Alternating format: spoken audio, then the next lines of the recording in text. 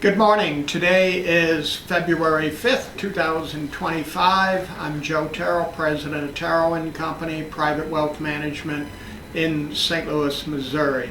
Speaking of St. Louis, Missouri, if you're curious, it's a yucky winter day here, about 35 degrees, gray, gloomy, and raining.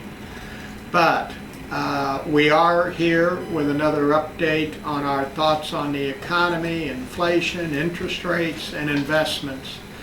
Joining me today is Russ Phillips, Bill Newbold, Dave Carter, Dallas Whitaker is participating by phone, and we'll give you a fast synopsis of what we're thinking since our last video of 3 weeks or so ago. The first thing that I want to contribute is the economy in the United States and for the most part around the world continues to be strong. It's being driven by consumers. As an example, this morning when Disney reported their earnings, Bob Iger, the chairman, talked about their theme parks, their cruise ships, their destination resorts, and said point blank they're strong as can be, future bookings look good, and commented that the consumer seems to have plenty of money to spend and they're doing it. We see incidences of it in other things that reports on income, consumers are making more money and they're not hesitant to spend it. So thankfully they're continuing to drive the economy.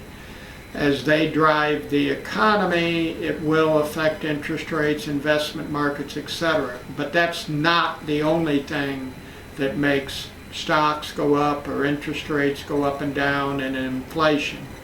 So one of the things that we're asked quite a bit is what about all the tariffs that the administration wants to do? And our answer to that is you gotta wait and see.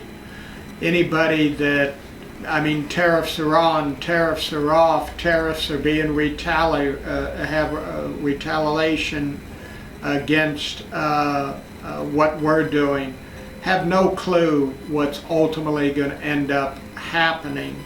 But we will monitor it, we will see, because it does have the ability to have a major effect on the world economy and certainly on investment markets.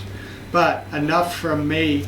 Let me ask our top stock people here on the committee to chat a little bit about what's going on in the stock market and why, touting our own book here a little bit, January and the first few days into February has been really good for the stocks that we hold. But if you will, please, Russ Phillips, chat a little bit about what's happened in the markets, and I know Bill wants to chat a little bit about what he expects, and if you will, also tell our viewers what it is that we're doing since the first of the year. So if you will, please, Russ, take over for me from here. Thanks, Joe. Good morning. I think on our last update, Joe had mentioned we are a better seller of stocks, and I think that's been the right position. We mentioned volatility was going to be alive and well. I'm referring to, and Mike patent, the flip-flop investment methodology, which day to day, whatever went down yesterday goes up today, whatever went up yesterday goes down today. The other important thing, Joe mentioned tariffs. Tariffs create uncertainty. One thing markets don't like, uncertainty. And that kind of fits in with our thesis after a couple of good market year returns. I want to remind everybody those market year returns in 24 and 23 were driven by 7 stocks, which we've talked about, the Magnificent Seven. That's starting to change as we get into 2025. In 2025, you see the Dow Jones Industrial Average starting to outperform. So the names and our thesis is playing out. There does seem to be some movement out of the Magnificent Seven stocks that are starting to run in some trouble. Google is a good example this morning. But our names, we continue to own gold stocks, which are doing very well. We continue to own names in the energy space, MLP names, which are doing very well also. So volatility, uncertainty, whether it's tariffs or other items, but I think we're in the right names for clients, gold, MLPs. Let's turn a little bit to Bill now and tell him, Bill, your thoughts on maybe what you see happening fundamentally with some of these names. Sure. Thanks, Joe. So as Joe and Russ have mentioned, we've been taking a bit more of a defensive posture, trimming some oversized positions and taking gains. And there's some anecdotal things that we see in the market. We clearly know that multiples are extended, and we track retail trade flows in the last 2 days.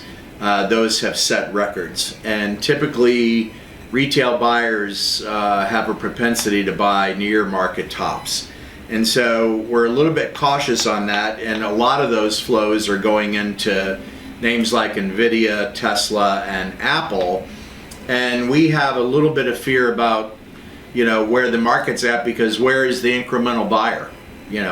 Everybody's fully invested, very bullish sentiment out there, and so really you're kind of extending or exhausting buyer fatigue. So as Joe and Russ mentioned, we've been playing a little defense, trimming some of our oversized positions and taking gains where appropriate.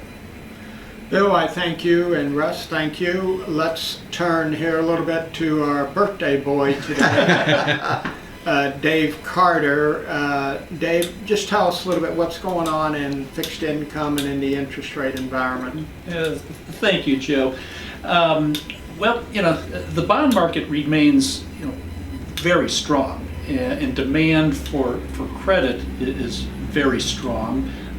Since the Fed meeting in January, the market expectation for rate cuts this year has almost evaporated, playing into our thesis that the Fed won't be cutting, and that's basically the economy is doing very well.